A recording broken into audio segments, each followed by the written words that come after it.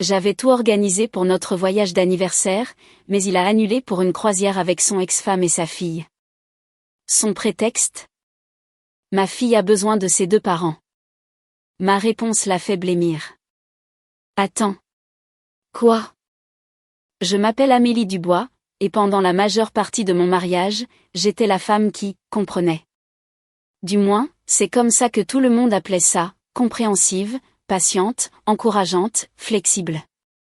C'étaient les mots que les gens utilisaient chaque fois que je sacrifiais quelque chose d'important pour que quelqu'un d'autre puisse avoir ce qu'il voulait. Au bout d'un moment, j'ai commencé à remarquer que personne ne me demandait jamais si je voulais être compréhensive. Ils s'y attendaient, tout simplement. J'avais 42 ans, je vivais en périphérie de Lyon, et je travaillais comme directrice des opérations pour une entreprise régionale de logistique. Mes journées étaient remplies d'emploi du temps, de budget, de délais et de gens qui comptaient sur moi pour résoudre les problèmes avant qu'ils ne deviennent des catastrophes. Curieusement, mon mariage n'était pas très différent. Julien Dubois, mon mari, possédait une entreprise de construction qu'il avait lancée 12 ans plus tôt. Nous étions mariés depuis 8 ans, ensemble depuis près de 10. Quand nous nous sommes rencontrés, il était charmant, travailleur et dévoué à sa fille, Léa. J'admirais ça. Un homme qui aimait son enfant n'était pas un signal d'alarme. C'était un feu vert. À l'époque, Léa avait 8 ans et avait encore du mal à accepter le divorce de ses parents. L'ex-femme de Julien, Sophie, restait très impliquée dans leur vie, ce qui était logique. Ils partageaient la garde, assistaient ensemble aux événements scolaires et maintenaient en général une relation cordiale. Je respectais cela aussi. En fait, j'ai beaucoup travaillé pour m'assurer que Léa ne se sente jamais prise entre deux foyers. J'assistais aux matchs de football. Je la conduisais à ses cours de danse. J'aidais pour les projets de sciences. J'ai passé d'innombrables soirées à écouter les soucis et les chagrins d'adolescente. Je n'ai jamais essayé de remplacer sa mère. J'ai simplement essayé d'être une autre adulte qu'il aimait. Pendant des années, j'ai sincèrement cru que nous avions construit quelque chose de sain. Puis les petites choses ont commencé à s'accumuler. Le schéma était presque invisible au début. Chaque fois que Sophie avait besoin de quelque chose, Julien réorganisait toute sa vie.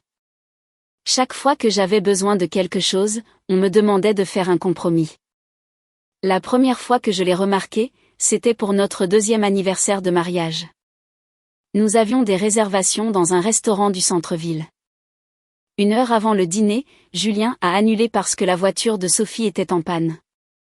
Elle est avec Léa, a-t-il expliqué. J'ai compris. La 2e fois, nous avions prévu un week-end en amoureux. Sophie est tombée malade. Julien s'est porté volontaire pour prendre Léa tout le week-end.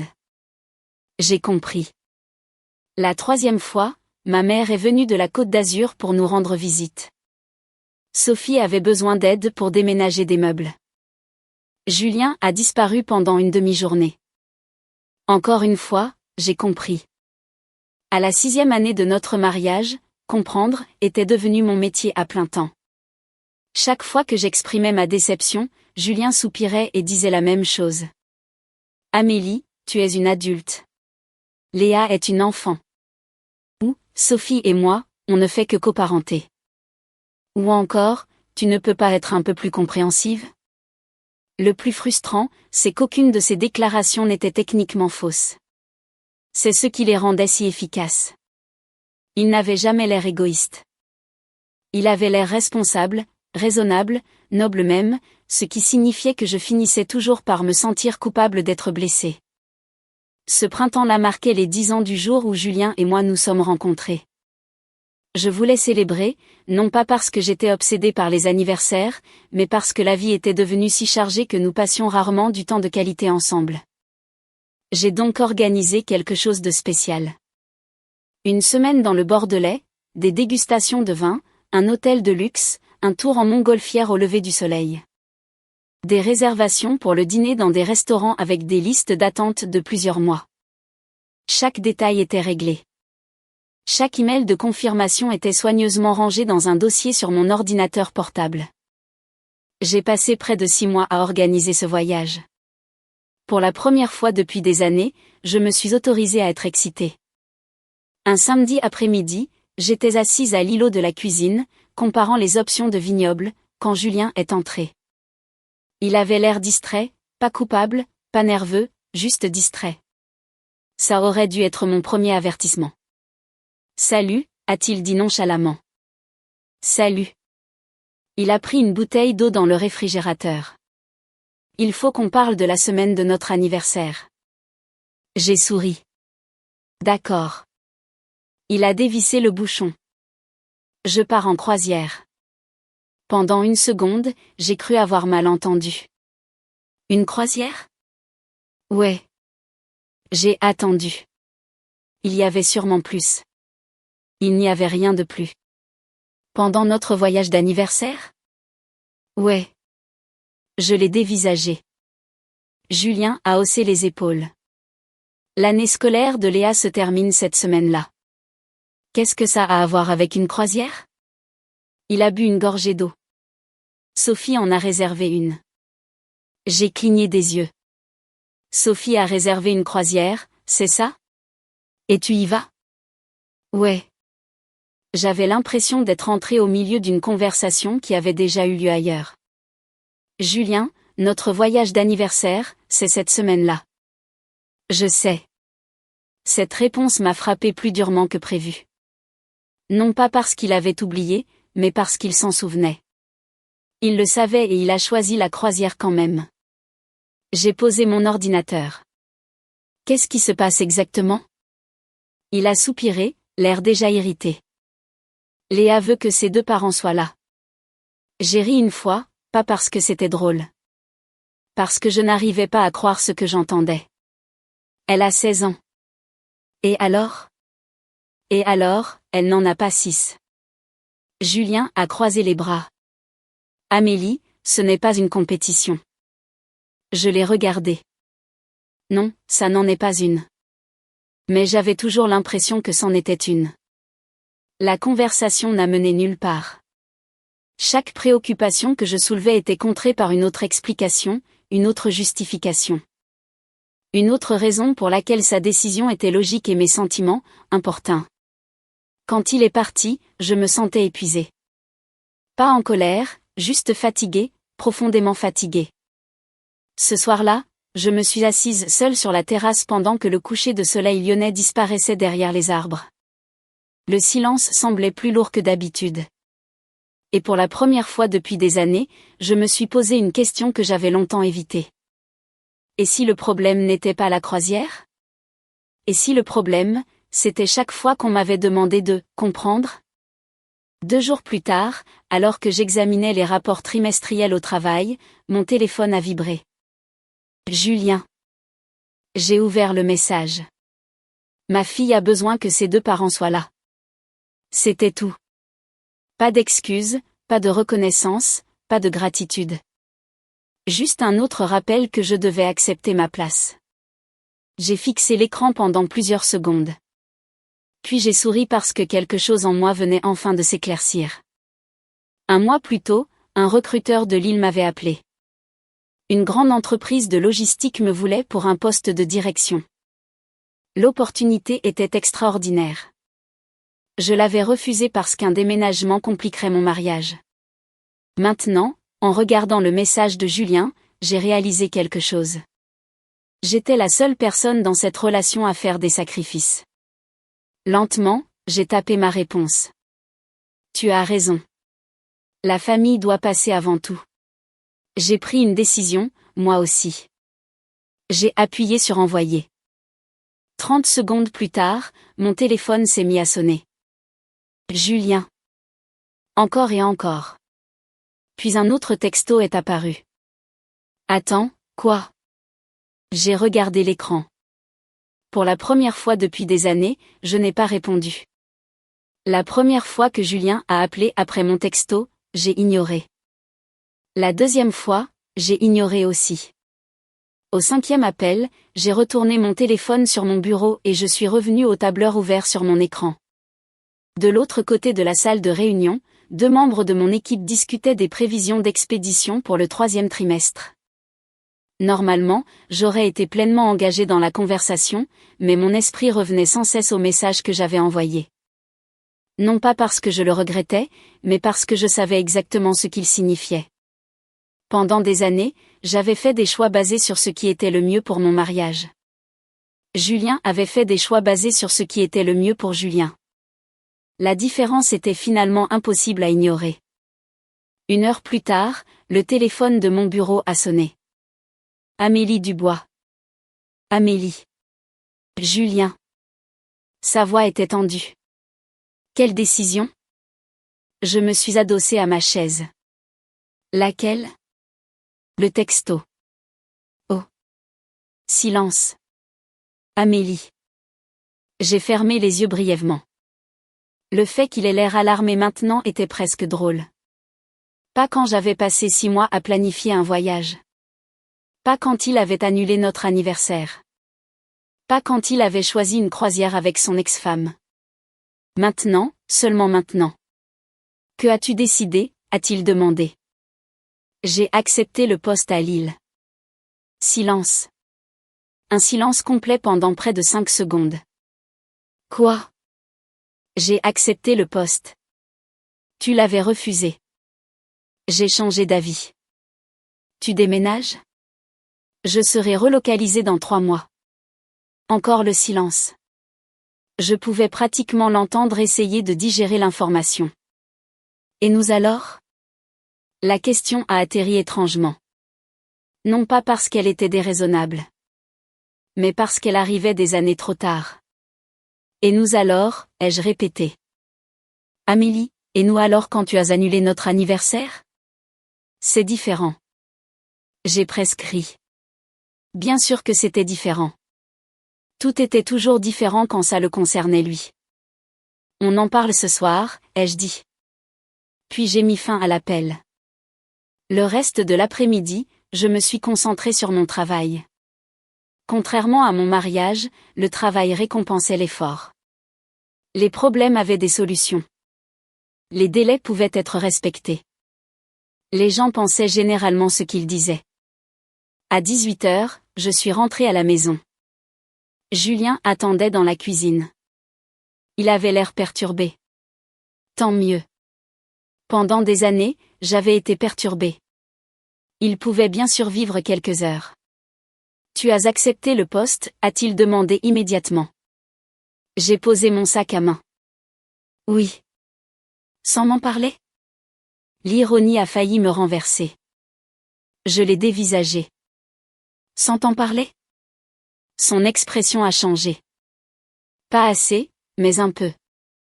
Ce n'est pas juste. Non. Julien, m'as-tu parlé avant d'accepter la croisière? Il a ouvert la bouche, l'a refermée, puis l'a rouverte. C'est différent. La voilà. La phrase qui était devenue la bande-son de notre mariage. Différent. Tout était différent. Chaque sacrifice que je faisais était attendu. Chaque sacrifice qu'il faisait était extraordinaire. Je ne dis pas que la croisière était idéale, a-t-il dit prudemment. Mais Léa voulait qu'on soit là. Et moi, je voulais mon mari pour notre voyage d'anniversaire. Amélie. J'ai secoué la tête. Non, arrête. Pour une fois, je ne suis pas intéressée par une autre explication. La conversation s'est terminée sans qu'aucun de nous ne soit satisfait. Au cours des jours suivants, Julien est devenu inhabituellement attentif. Des fleurs sont apparues. Des invitations à dîner ont suivi. Il a commencé à me demander comment s'était passée ma journée. Il s'est ricane porté volontaire pour faire des tâches ménagères. Cet effort soudain aurait pu être flatteur s'il n'était pas arrivé 8 ans en retard. Pendant ce temps, autre chose se produisait. Quelque chose que Julien n'avait pas entièrement considéré, mon rôle dans son entreprise. Officiellement, je n'étais pas employée par Construction du Bois. Officieusement, j'étais impliquée dans presque tous les aspects de l'entreprise. Quand Julien avait lancé la société des années plus tôt, il n'avait presque aucune expérience administrative. Il connaissait la construction. Il connaissait les chantiers. Il connaissait les équipes. La paperasse, la comptabilité, les contrats, les exigences en matière d'assurance, les négociations avec les fournisseurs. C'était mon domaine. Au fil du temps, j'avais mis en place des systèmes qui permettaient à l'entreprise de fonctionner efficacement. Je révisais les contrats, gérais les logiciels de planification, entretenais les relations avec les fournisseurs, m'occupais de la conformité réglementaire, créais des modèles d'appel d'offres. Julien disait toujours en plaisantant que j'étais son arme secrète. Ce qu'il n'a jamais reconnu, c'est à quel point il dépendait de cette arme. Le lundi suivant l'acceptation du poste à Lille, je me suis assise avec lui dans notre salle à manger. Un dossier reposait entre nous. « Qu'est-ce que c'est ?» a-t-il demandé. « La documentation. »« Pourquoi ?» ?»« Ma transition. » Julien a froncé les sourcils. « Quelle transition ?» J'ai fait glisser le dossier sur la table. À l'intérieur se trouvaient les mots de passe, les procédures, les contacts des fournisseurs, les documents de formation, les guides de processus, tout ce que j'avais discrètement géré pendant des années. Son expression a changé en feuilletant les pages. C'est beaucoup. Oui. C'est toi qui faisais tout ça? Je l'ai regardé. Un instant, je n'ai vraiment pas su quoi répondre, car le plus choquant n'était pas la question. Le plus choquant, c'était qu'il semblait surpris. Qui pensais-tu qui le faisait, ai-je demandé. Julien a de nouveau baissé les yeux. Pour la première fois, j'ai vu de l'incertitude. Pas de la culpabilité. Pas encore. Juste de l'incertitude. La semaine suivante a apporté d'autres surprises. Un fournisseur a appelé pour demander des éclaircissements sur le renouvellement d'un contrat. Julien ne connaissait pas la réponse. Un chef de projet avait besoin d'accéder au dossier de conformité. Julien ne savait pas où il se trouvait. Un comptable a demandé des documents. Julien ne les trouvait pas. Rien de tout cela n'est arrivé parce que je l'ai saboté. Je ne l'ai pas fait. J'ai tout laissé organiser, tout documenté, tout accessible. Le problème était simple. Julien n'avait jamais prêté attention. Pendant des années, il a supposé que les choses se réglaient par magie. Maintenant, il découvrait que ce n'avait jamais été le cas. Un jeudi soir, je suis entrée dans la cuisine et je l'ai trouvé entouré de paperasse. Des piles entières, des factures, des formulaires d'assurance, des documents fiscaux, des devis, des bons de commande. Il avait l'air épuisé. Je me suis versé un verre d'eau. Longue journée? Julien s'est frotté le front. Tu n'as pas idée. En fait, si. Je vivais cette journée depuis des années. Qu'est-ce qui s'est passé, ai-je demandé. Un problème avec un sous-traitant? Il a hoché la tête. Le projet Johnson? Sa tête s'est relevée d'un coup. Comment tu sais? Parce que je l'avais prévenu à propos de ce sous-traitant 6 mois plus tôt. Mais j'ai simplement haussé les épaules. Une intuition. Pour la première fois, Julien n'avait pas d'explication. Il n'avait pas de défense. Il avait juste l'air fatigué et peut-être, enfin, un peu humble. 2 jours plus tard, il est parti pour la croisière. Je les ai conduits, lui et Léa, au port de Marseille. L'atmosphère dans la voiture était étrangement formelle. Léa parlait avec enthousiasme des excursions et des activités. Julien n'arrêtait pas de me jeter des coups d'œil, attendant quelque chose. Une dispute, une scène dramatique. Il n'a rien eu de tout cela. Quand nous sommes arrivés, Léa m'a serré fort dans ses bras. J'aurais aimé que tu viennes. Je sais, ma chérie. Tu répondras à mes textos? Toujours. Elle a souri. Puis elle a suivi son père vers le terminal. À mi-chemin, Julien s'est arrêté. Il s'est retourné. Pendant une seconde, j'ai cru qu'il allait s'excuser. Au lieu de ça, il a dit, on parlera quand je rentrerai. J'ai souri poliment. Bien sûr. Puis je les ai regardés disparaître dans la foule. Et pour la première fois depuis des années, j'ai ressenti quelque chose d'inattendu. La paix. Non pas parce que mon mariage s'effondrait. Non pas parce que je voulais me venger. Mais parce que j'avais enfin cessé de me sacrifier pour que tout le monde soit à l'aise. Ce que Julien ne savait pas, c'est que pendant qu'il embarquait sur ce navire, je me préparais pour ma première réunion avec l'équipe de direction à Lille. Et ce qui avait commencé comme un anniversaire annulé était sur le point de devenir quelque chose de bien plus grand. Le lundi après le départ de Julien pour la croisière, j'ai pris l'avion pour Lille. Le voyage n'était pas obligatoire. Techniquement, ma date de début officielle était encore dans plusieurs semaines, mais l'équipe de direction voulait que je participe à un séminaire de planification stratégique, et je voulais voir de mes propres yeux à quoi mon avenir pourrait ressembler. Alors que mon avion descendait au-dessus des plaines du nord de la France, la lumière du soleil se déversait sur le paysage, le dorant sous le ciel matinal. J'ai regardé par le hublot et j'ai ressenti quelque chose que je n'avais pas éprouvé depuis très longtemps, la possibilité. Pas de l'excitation, exactement, quelque chose de plus calme. Le sentiment que peut-être ma vie n'avait pas fini de devenir ce qu'elle pouvait être. Pendant des années, j'avais organisé mon avenir autour de Julien.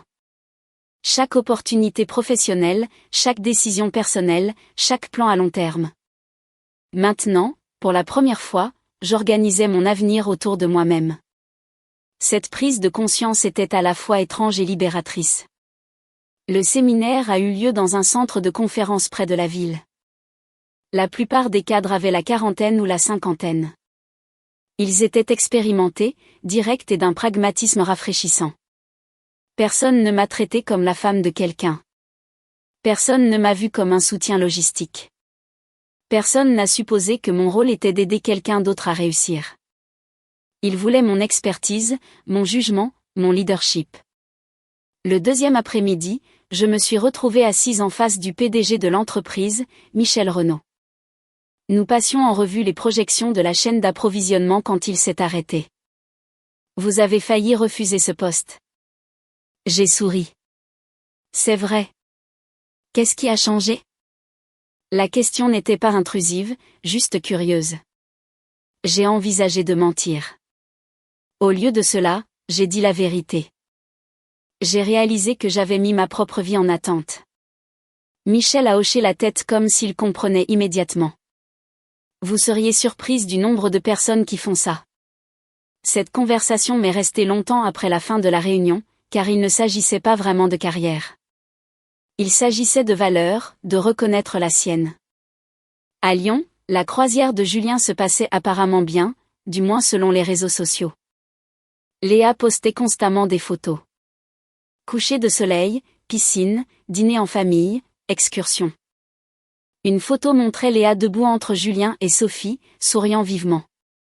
La regarder ne me mettait pas en colère. Au contraire, ça me rendait triste, parce que Léa semblait vraiment heureuse, et rien de tout cela n'était de sa faute. Elle n'était pas le problème. Elle n'avait jamais été le problème. Le vrai problème était que Julien avait passé des années à se convaincre qu'être un bon père excusait d'être un mauvais mari. Ce n'étaient pas les mêmes choses. Et finalement, un rôle ne pouvait pas compenser l'échec de l'autre. Le mercredi soir, mon téléphone a sonné. Julien. J'ai répondu. Salut. Sa voix semblait épuisée. Salut. Pendant plusieurs secondes, aucun de nous n'a parlé. Puis il a dit, j'ai eu une sale journée. Je me suis calée dans mon fauteuil d'hôtel. Qu'est-ce qui s'est passé? Il a ri amèrement. Tout. Apparemment, l'un de ses chefs de projet avait accidentellement approuvé de mauvaises spécifications de matériaux. Une livraison de fournisseurs était retardée. Un problème de permis était apparu sur un autre chantier. Et d'une manière ou d'une autre, chaque problème semblait lié à des systèmes que Julien comprenait à peine. Normalement, j'aurais passé des heures à l'aider. Cette fois, j'ai écouté en silence. Tu sais ce qui est le pire, a-t-il finalement demandé. Quoi? Je n'arrête pas de réaliser la quantité de choses que tu gérais. J'ai regardé par la fenêtre de l'hôtel. La ligne d'horizon de l'île brillait dans le ciel du soir. Une partie de moi voulait dire, enfin. Au lieu de cela, j'ai dit, c'était un travail d'équipe. Non. Sa voix s'est adoucie. Vraiment pas. Cela m'a surprise. Parce que ça sonnait honnête. Pour la première fois depuis des années. Après avoir raccroché, je suis restée assise seule pendant un long moment. Sans célébrer, sans jubiler, juste en réfléchissant. La vengeance, découvrais-je, n'avait pas le goût que les films suggéraient. Ce n'était pas explosif. Ce n'était pas dramatique. Il ne s'agissait pas de faire souffrir quelqu'un. La partie la plus satisfaisante n'était pas de voir Julien se débattre. C'était de réaliser que je n'avais plus besoin de son approbation.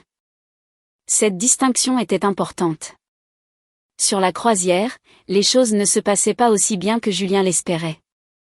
Je l'ai appris plus tard, bien plus tard. À l'époque, tout ce que je savais, c'est que Léa avait commencé à m'envoyer des textos plus fréquemment. Les messages ont commencé de manière décontractée, photos, nouvelles des vacances, observations amusantes. Puis, progressivement, ils sont devenus plus personnels. Un soir, elle a envoyé « Je peux te demander quelque chose ?» Bien sûr. Tu es en colère contre papa? J'ai fixé l'écran. Les adolescents comprenaient souvent plus de choses que les adultes ne le pensaient, surtout les plus intelligents. J'ai été blessée, ai-je répondu. Quelques minutes ont passé. Il t'a fait beaucoup de mal, n'est-ce pas? Le message m'a frappé plus fort que prévu. Non pas parce qu'il était cruel, mais parce qu'il était exact et qu'il venait d'une jeune fille de 16 ans. J'ai choisi mes mots avec soin. Ton père aime beaucoup de gens. Ce n'est pas ce que j'ai demandé. J'ai soupiré. Pas étonnant qu'elle soit la fille de Julien. Persistante. Directe. Finalement, j'ai tapé, parfois, les gens peuvent t'aimer et quand même te considérer comme acquise. 3 petits points sont apparus. Ont disparu. Sont réapparus. Enfin. Je crois qu'il fait ça. Je n'ai pas répondu immédiatement. Léa a envoyé un autre message. Je ne crois même pas qu'il s'en rende compte. Celui-là faisait mal, parce qu'elle avait raison. Le lendemain matin, elle a de nouveau envoyé un texto, cette fois avec une histoire. Apparemment, Sophie avait remercié Julien pour son aide dans l'organisation de plusieurs détails du voyage. Julien avait passé des heures à coordonner les activités, le transport et la logistique. Le message de Léa se terminait par « Il arrive à se souvenir de toutes ces choses ». Puis un autre texto est arrivé. « Mais il a oublié votre anniversaire ». J'ai fixé l'écran pendant un long moment, non pas parce que j'étais en colère, mais parce que l'observation venait de sa fille, la seule personne qui, selon lui, justifiait tout. Les enfants finissent par grandir, et quand ils le font, ils voient souvent la vérité plus clairement que les adultes. Pendant ce temps, Construction du bois continuait de traverser un mois difficile. Rien de catastrophique, pas de désastre, pas d'effondrement, juste un flux constant de problèmes qui nécessitaient de la compétence plutôt que de l'improvisation. Un vendredi après-midi, Julien a de nouveau appelé. Sa voix semblait différente, moins défensive, moins assurée. Je te dois des excuses. Les mots étaient inattendus, si inattendus que j'ai presque cru avoir mal entendu. Pourquoi, ai-je demandé doucement. Un rire creux lui a échappé. Par où commencer? Aucun de nous n'a parlé. Puis il a continué, je pensais que le problème, c'était la croisière. J'ai attendu. Je crois que le problème, ce sont des années. La voilà. La vérité. Petite, simple, douloureusement tardive. Des années. Pas une croisière. Pas un anniversaire. Des années de supposition. Des années de déséquilibre. Des années à attendre de la compréhension sans offrir la même chose en retour. Un instant, j'ai senti les larmes monter. Non pas parce que je voulais qu'ils reviennent. Non pas parce que tout était réparé. Mais parce qu'entendre la vérité après tant d'années portait son propre poids émotionnel. Je n'avais pas réalisé tout ce que je te demandais, a-t-il dit. J'ai fermé les yeux. Tu n'as jamais demandé. Comment ça? Tu t'y attendais. Silence. Un silence lourd. Le genre de silence qui s'installe quand quelqu'un se reconnaît enfin dans un miroir qu'il a passé des années à éviter. Et quelque part dans ce silence, j'ai senti quelque chose changer. Pas assez pour sauver notre mariage. Pas encore. Mais assez pour forcer Julien à affronter une réalité qu'il ne pouvait plus justifier. Au retour de Julien de la croisière, l'été s'était installé sur Lyon. L'air était plus lourd, les jours s'étiraient, et les platanes entourant notre propriété se tenaient immobiles sous la chaleur de juillet. J'étais à la maison quand il est arrivé, non pas parce que je l'attendais, mais parce que c'était un samedi. J'étais assise sur la terrasse avec un verre de thé glacé et une pile de documents pour ma relocalisation quand son camion est entré dans l'allée. Un instant, je me suis contentée de regarder. 8 ans. C'est ce que je voyais. Pas un méchant, pas un ennemi. 8 années compliquées. Julien est sorti du camion, l'air fatigué. Bien plus fatigué qu'à son départ. Il a attrapé une valise à l'arrière du camion et s'est dirigé vers la maison. Puis il m'a remarqué. Nos regards se sont croisés. Pendant une seconde, aucun de nous n'a bougé. Finalement, il s'est approché. Salut. Salut. Son regard est tombé sur la paperasse sur la table. Lille. Lille. Il a hoché lentement la tête. La réalité devenait plus difficile à ignorer. Ce n'était pas une menace. Ce n'était pas un moyen de pression. Ce n'était pas une punition. C'était en train de se produire. Julien a tiré une chaise et s'est assis. Le silence semblait étrangement paisible. Un mois plus tôt, il aurait été inconfortable. Maintenant, il semblait simplement honnête. Comment était la croisière, ai-je demandé. Un léger sourire est apparu. Léa s'est bien amusée. J'ai remarqué qu'il n'avait pas répondu à la question. Cela m'en disait assez. Pendant quelques instants, aucun de nous n'a parlé. Puis Julien m'a surprise. Ce n'était pas ce à quoi je m'attendais. Je l'ai regardé. Quoi donc, la croisière? J'ai attendu. Julien s'est frotté la nuque. Honnêtement, c'était bizarre. Bizarre? Ouais. Ses yeux se sont tournés vers le jardin. Léa a adoré. Sophie et moi, on s'est bien entendus. Une autre pause. Mais tout le temps, je n'arrêtais pas de penser à la maison. Je n'ai rien dit. Non pas parce que je m'en fichais, mais parce que je voulais qu'il continue. Je pensais que je me sentirais bien avec ma décision. Au lieu de cela, il semblait déçu. Mais non. Cet aveu avait plus de poids que n'importe quelle excuse, car personne ne l'avait forcé à cette conclusion. C'était l'expérience. Au cours des jours suivants, la vie a continué d'avancer. Les préparatifs pour l'île se sont intensifiés. Mon nouvel employeur m'a envoyé des options de logement. Des spécialistes de la relocalisation ont appelé. Des réunions d'intégration des cadres ont rempli mon calendrier. Chaque étape rendait le déménagement plus réel. Pendant ce temps, Construction du Bois continuait de se débattre. Pas de faire faillite. De se débattre. Il y avait une différence. Julien était compétent, travailleur, déterminé, mais il avait passé des années à dépendre de systèmes qu'il comprenait à peine. Maintenant, il essayait de tout maîtriser en même temps. Un mardi soir, je suis rentrée à la maison pour le trouver assis seul à la table de la cuisine. Un ordinateur portable était ouvert. Des rapports financiers couvraient la surface. Il avait l'air épuisé. Longue journée, ai-je demandé. Julien a ri doucement. Tu aimes vraiment poser cette question, toi? Peut-être. Il s'est adossé. Puis il m'a de nouveau surprise. Avant, je pensais que tu avais le travail le plus facile. J'ai failli m'étouffer avec mon eau. Le travail le plus facile? Son expression est devenue penaude. Je sais. J'ai ri malgré moi. Cela lui a valu le premier sourire sincère que je lui avais vu depuis des semaines. Pendant un bref instant, la tension s'est relâchée. Puis la réalité est revenue. Une semaine plus tard, Léa a demandé si elle pouvait venir me voir. Juste elle. Pas de Julien, pas de Sophie, juste Léa. Nous nous sommes retrouvés dans un petit café près du centre de Lyon.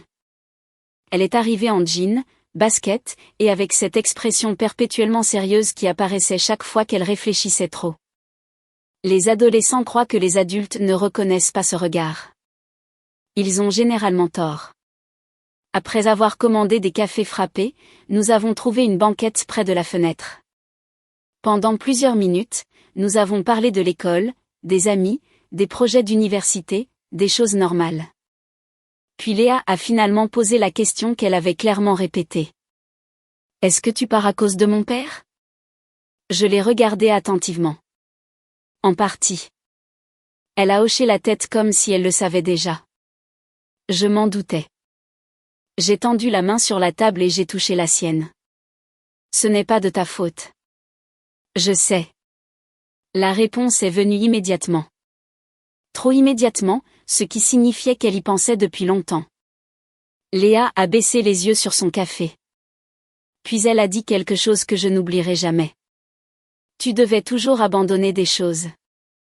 J'ai cligné des yeux. Quoi? Pour nous. Les mots sont sortis doucement. Mais surtout pour papa.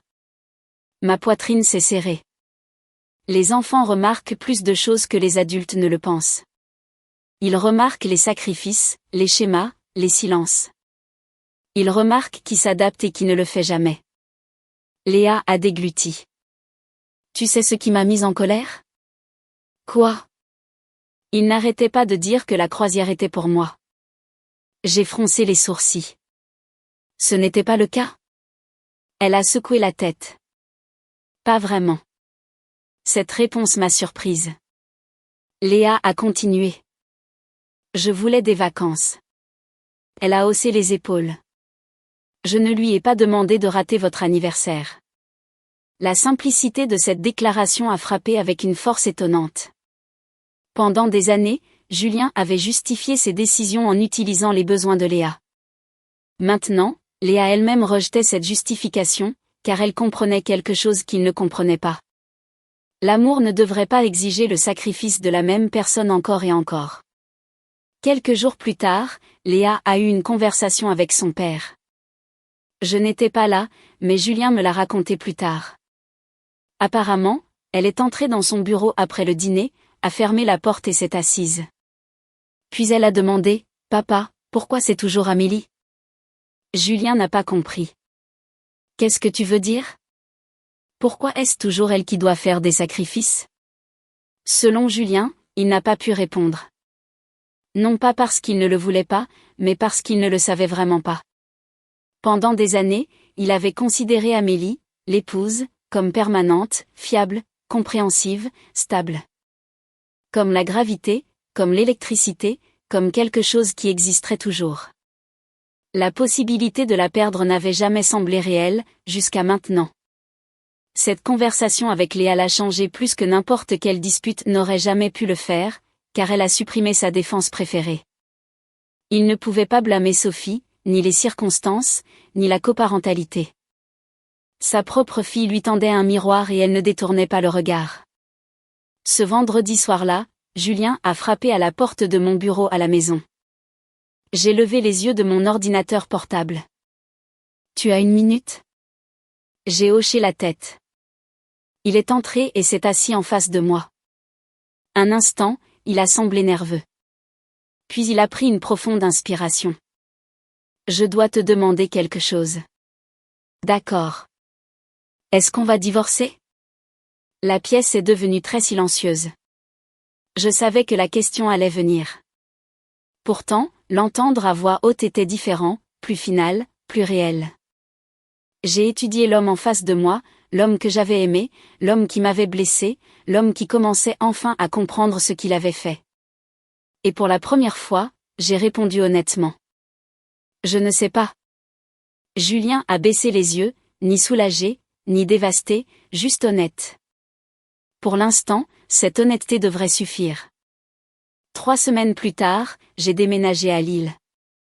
Le déménagement a eu lieu un matin lumineux d'août, le genre de journée qui semblait presque trop belle pour les adieux. Un camion de déménagement était garé dans l'allée. Des cartons remplissaient le garage. La maison résonnait d'une manière qu'elle n'avait jamais fait auparavant. Je me tenais dans la cuisine une dernière fois, regardant la pièce où tant de ma vie s'était déroulée, dîner de fête, gâteau d'anniversaire, dispute, matin calme avec un café, des moments ordinaires qui semblaient insignifiants jusqu'à ce qu'ils deviennent des souvenirs. Julien se tenait près du comptoir, les mains dans les poches. Aucun de nous n'avait beaucoup dormi la nuit précédente. Il y avait trop de choses non dites, et pourtant, d'une certaine manière, nous avions déjà dit l'essentiel.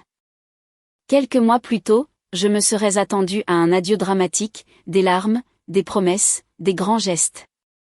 Au lieu de cela, la réalité nous a offert quelque chose de plus significatif. L'honnêteté, celle qui arrive généralement après que les gens sont à court d'excuses. « Tu as vraiment eu le bureau d'angle ?» a demandé Julien. J'ai ri doucement. Apparemment. Belle vue. Très belle.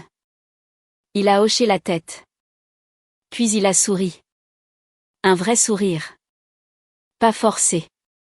Pas défensif. J'ai toujours su que tu serais excellente à ce poste. Le compliment aurait dû être satisfaisant. Au lieu de ça, il était doux amer, car une partie de moi aurait aimé qu'il dise ce genre de choses des années plus tôt. Pourtant, mieux vaut tard que jamais. Dehors, les déménageurs chargeaient mes derniers meubles. À l'intérieur, aucun de nous ne semblait pressé de mettre fin à la conversation. Finalement, Julien m'a regardé. « Je te dois quelque chose. » J'ai penché la tête. « Quoi ? » ?»« Un merci. » J'ai presque souri. « Tu ne me dois pas ça. » »« Si. » Sa voix était ferme. Pendant des années, Julien avait été prompt à se défendre, à expliquer, à justifier. Maintenant, il disait simplement la vérité. « Tu as aidé à construire mon entreprise. » Je n'ai rien dit. « Tu as aidé à élever Léa. » Toujours rien. « Tu as porté des responsabilités que je remarquais à peine. » Ses yeux se sont tournés vers le sol. Et j'ai traité ça comme si c'était normal. La pièce est devenue silencieuse. Pas inconfortable, réfléchie. Parfois, la prise de conscience était moins dramatique que ce que les histoires de vengeance promettaient. Parfois, cela ressemblait à un homme admettant enfin qui il avait été. J'ai été en colère pendant un moment, a poursuivi Julien. À propos de Lille. J'ai hoché la tête. Je sais. Mais je comprends maintenant. Cette phrase était importante, non pas parce qu'elle effaçait le passé, mais parce qu'elle le reconnaissait. Comprendre après coup ne pouvait pas annuler des années de déséquilibre, mais cela pouvait empêcher les mêmes erreurs de se reproduire. Un klaxon a retenti à l'extérieur. L'équipe de déménagement était prête. J'ai pris mon sac à main. Julien m'a regardé. Puis, après une longue pause, il a demandé, « Penses-tu qu'il y a encore une chance pour nous, un jour ?» La question flottait entre nous. Des mois plus tôt, j'aurais peut-être répondu par colère, par chagrin ou par espoir. Maintenant, je répondais avec clarté. Je pense qu'il y a une chance pour de meilleures versions de nous-mêmes. Il a souri tristement. Ce n'est pas vraiment une réponse. Non, ce n'en est pas une. Un instant, aucun de nous n'a parlé.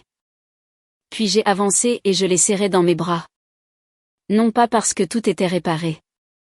Non pas parce que j'avais oublié. Mais parce que malgré tout, 8 ans de mariage méritaient de la gentillesse à la fin. Quand j'ai reculé, ses yeux étaient humides. Les miens aussi, probablement. Puis je suis partie. Les 6 premiers mois à Lille ont changé ma vie. Le travail était stimulant, exigeant, passionnant. Pour la première fois depuis des années, je ne réduisais pas mes ambitions pour m'adapter aux attentes de quelqu'un d'autre. Je ne m'excusais pas pour ma réussite. Je ne négociais pas mes opportunités. Je vivais et je m'épanouissais, tout simplement. Le poste de direction s'est avéré être tout ce que j'espérais. Mon équipe me respectait. L'entreprise me faisait confiance. L'avenir semblait à nouveau ouvert. Pendant ce temps, Julien faisait face à sa propre transformation. Nous sommes restés en contact occasionnellement, des conversations surtout pratiques au début, puis plus longues, plus honnêtes. Selon Léa, son père avait changé. Pas du jour au lendemain, pas comme par magie, mais sincèrement. Il a cessé de proposer les sacrifices d'Amélie à sa place. A cessé de supposer que les gens s'adapteraient toujours à lui. A cessé de traiter la fiabilité comme une ressource infinie. Plus important encore, il a commencé à écouter. Vraiment écouter. Un soir, environ 9 mois après mon déménagement, Léa m'a appelé. Elle riait avant même que je ne réponde. Qu'est-ce qui s'est passé, ai-je demandé. Tu ne vas pas le croire, à propos de papa. C'était généralement un début intéressant. Qu'a-t-il fait? Il a oublié ses propres plans. J'ai souri. D'accord. Sophie lui a demandé de l'aide pour déménager des meubles. J'ai immédiatement reconnu l'ironie. Des années plus tôt, il aurait tout annulé. Absolument tout. Et il a dit non. J'ai ri. Sérieusement? Sérieusement. Apparemment, Julien avait d'autres engagements. Apparemment, il a suggéré d'engager des déménageurs. Apparemment, il a respecté son propre emploi du temps. L'ancien Julien n'aurait jamais fait ça. Non pas parce qu'aider était mal. Mais parce que l'équilibre n'avait jamais existé. Maintenant, si. La voix de Léa s'est adoucie. Je crois qu'il a enfin compris. Après la fin de l'appel, je suis restée assise en silence dans mon appartement surplombant le centre de l'île. Les lumières de la ville s'étendaient dans le ciel du soir. Les voitures se déplaçaient en dessous. La vie continuait, et j'ai pensé à la vengeance. Pas la version des films, pas la version fantasmée, la vraie version. La partie satisfaisante n'était pas de voir Julien souffrir. Il avait souffert, certainement. Perdre ses certitudes fait toujours mal. Perdre sa complaisance fait mal aussi. Mais la souffrance n'était pas la victoire. La croissance l'était. La vraie vengeance était de forcer quelqu'un à subir les conséquences de vous avoir pris pour acquis. La vraie vengeance était de retirer votre travail, votre énergie, vos sacrifices, et de laisser la réalité révéler votre valeur. Pendant des années, Julien a cru que je m'adapterais toujours, que je comprendrais toujours, que je resterais toujours. Quand j'ai cessé de faire ces choses, il a enfin vu ce que j'avais porté. Et une fois qu'il l'a vu, il n'a pas pu l'oublier. 1 an après mon déménagement, je suis retournée à Lyon pour la remise des diplômes du lycée de Léa. La cérémonie a eu lieu par une chaude soirée de mai. Les familles remplissaient le stade.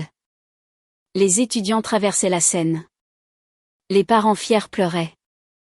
La vie normale se déroulant exactement comme elle le devrait. Ensuite, tout le monde s'est rassemblé pour des photos. Léa se tenait entre Julien et moi, portant sa toge de diplômée et un sourire assez éclatant pour illuminer tout le terrain. Sophie nous a également rejoints. Les 4 adultes qui avaient façonné sa vie. Pas parfait, pas toujours avec succès, mais essayant.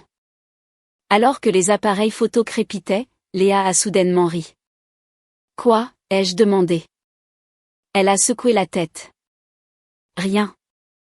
Ce n'est pas vrai. Son sourire s'est élargi. Je pensais juste.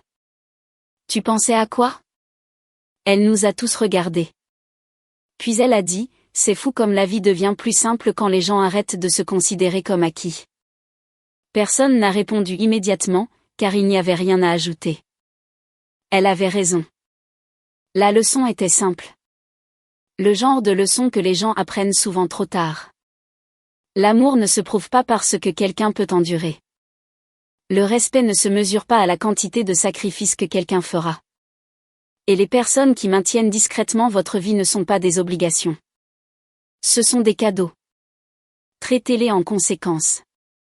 Quant à Julien et moi, notre avenir restait à écrire. Peut-être l'amitié, peut-être quelque chose de plus un jour, peut-être pas. Mais quoi qu'il arrive ensuite, ce serait construit sur la vérité plutôt que sur des suppositions. Et ça, j'avais appris, valait plus que n'importe quel voyage d'anniversaire n'aurait jamais pu l'être.